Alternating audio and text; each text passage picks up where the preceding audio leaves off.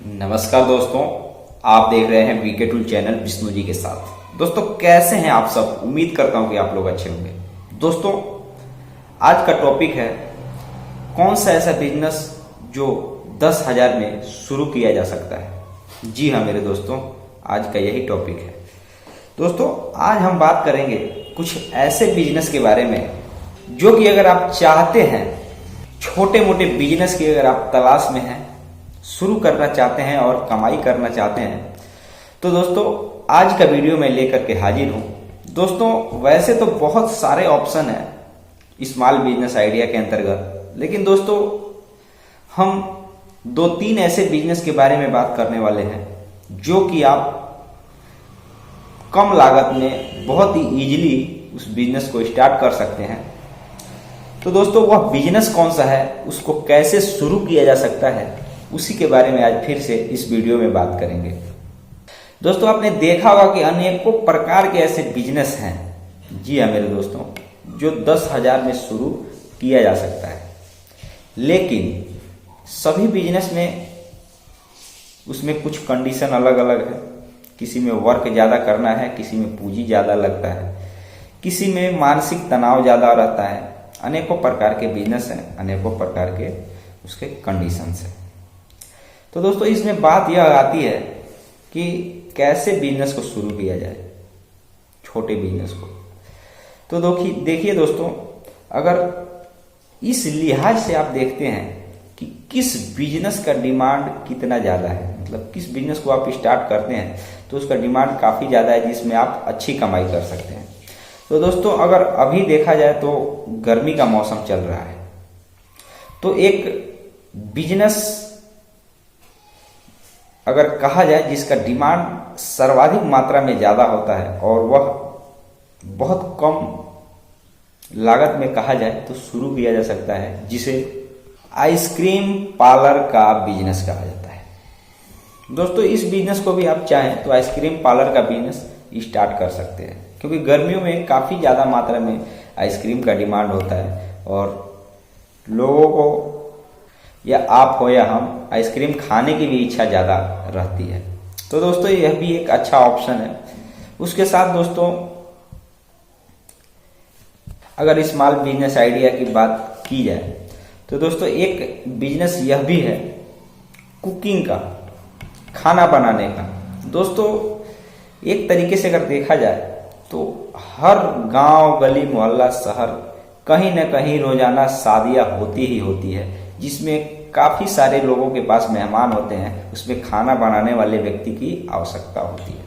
पार्टियों में, शादियों में, अनेकों प्रकार के ऐसे अवसर में जहां लोग ज़्यादा इकट्ठा रहते हैं, अगर उन लोगों को खाने की व्यवस्था करनी हो तो जाहिर सी बात है कि किसी खाना बनाने वाले व्यक्ति की आवश्यकता होती है जो अच्छे तरीके से खाना को बना सके। तो दोस्तों आप एक अच्छा, अगर खाना बनाना आता है, मिठाई बनाना आता है, खाना बनाना आता है, तो दोस्तों ये एक अच्छा बिजनेस है। इस बिजनेस में भी आप लाखों रुपए चाहें तो कमाई कर सकते हैं। उसका एक तरीके से जिस भी व्यक्ति को आवश्यकता होगी दोस्तों, आपको 1 महीना 15 दिन पहले से ही वो आपको एक तरीके से एडवांस दे देगा कि भाई हमें ये काम कराना है, आपको इतने तारीख को खाना अगर आप बनाते हैं तो आपको आना है, या मिठाई बनाते हैं तो आपको आना है, ये काम करना है, आप कितना पैसा लोगे। दोस्तों ये जो चीज़ है ना, ये गांव शहर हर जगह है। इसका व्यापार एक अच्छा खासा व्यापार माना जाता है। दोस्तों इसके बाद भी ऐसे बिजनेस हैं जो कि बहुत कम लागत में शुरू किया जा सकता है। 10,000 से कम ही लागत में शुरू किया जा सकता है। और उससे आमदनी की बात की जाए तो आमदनी दोस्तों सीधा एक तरीके से कहा जाए तो 10,000 अगर लागत की बिजनेस है तो उससे 1,000 रुपये भी कमाई अगर रोजाना हो तो बहुत ज़्यादा है। तो ऐसे बिजनेस भी है दोस्तों। अगर देखा जाए तो बहुत ऐसे बिजनेस हैं जिसमें आप हजारों रुपए रोजाना की कमाई कर सकते हैं, उससे ज़्यादा भी कर सकते हैं। और बहुत छोटे बिजनेस के अंतर्गत वो आते हैं। जैसे कि मान करके चलिए कि भीड़ भाड़ वाला इलाका है, अगर फल का भी बिजनेस अगर आप शुरू कर देते हैं, थोड़ा आपको उसमें ये चीज़ होगा कि उसमें फल के बिजनेस में ये होता है कि थोड़ा वो खराब होने की चिंता ज़्यादा रहती है। मान लीजिए कि अगर आपका मटेरियल नहीं बिक रहा है तो फल जो होता है वो धीरे धीरे खराब होने लगता है। तो फलों के बिजनेस में अगर केला, सेब, संतरा इन सब का बिजनेस अगर करना चाहते हैं तो इसमें ये थोड़ा होता है कि कभी कभी मुनाफा भी होता है, लेकिन माल अगर नहीं बिक रहा है तो आपको थोड़ा उसमें घाटा लगा करके भी बेचना पड़ता है। तो दोस्तों यह भी एक बिजनेस है। सर्दी, गर्मी, बरसात तीनों मौसम में लगभग यह बिजनेस चलता रहता है। हाँ, उतार चढ़ाव रहता है, लेकिन दोस्तों गर्मी के दिनों में भी लोग एक जगह से दूसरे जगह रिश्तेदार के यहाँ अलग अलग जगहों पे जाते हैं तो फल वल खरीदते हैं। गांव में आपने देखा होगा। तो दोस्तों ऐसी बात नहीं है, गांव में भी इसका भी ज़्यादा चलन है। लेकिन हाँ, डिमांड की बात करें तो गर्मी में गर्मी से ही जुड़े बिजनेस के बारे में ज़्यादा डिमांड रहती है।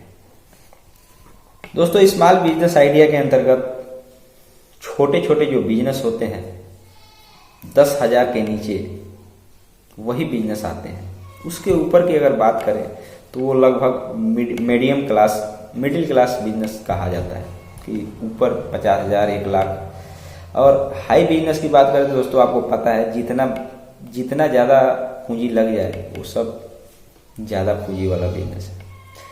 तो दोस्तों गांव के लिए एक तरीके से कोचिंग सेंटर, जी हाँ मेरे दोस्तों, कोचिंग सेंटर का भी एक अच्छा खासा बिजनेस अभी देखा जाए तो अभी जैसे कोरोना के समय के बाद से या उससे मान करके चलिए उस समय भी कम था, लेकिन कोरोना के समय बाद से धीरे धीरे कोचिंग सेंटर का भी बिजनेस एक अच्छा बिजनेस बनता जा रहा है। आजकल बच्चे लोग एक फैशन हो गया है कि कोचिंग करने का, मतलब कोचिंग कर रहे हैं।